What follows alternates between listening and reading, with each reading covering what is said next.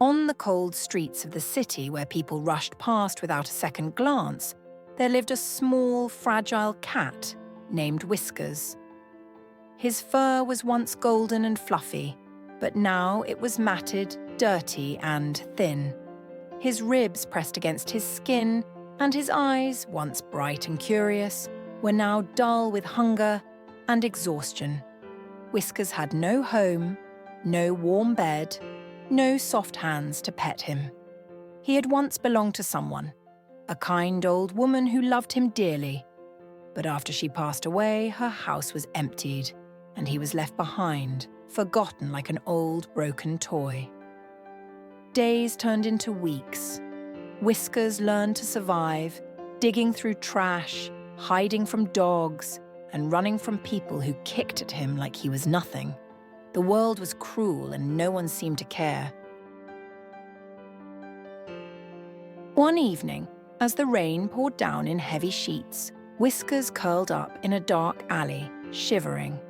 His tiny body was too weak to search for food, his stomach ached, and his breathing was slow. Maybe this was the end.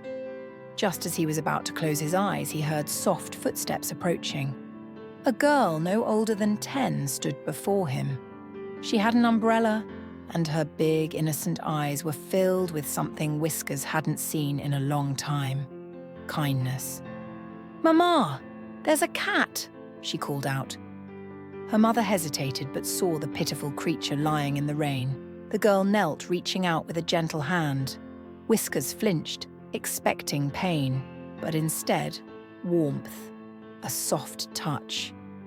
Without hesitation, the girl scooped him up, wrapping him in her scarf. He was too weak to fight back. He was too tired to resist.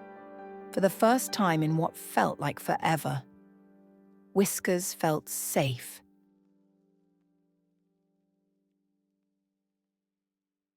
The girl and her mother took him home. They dried him, fed him warm milk, and wrapped him in a cozy blanket.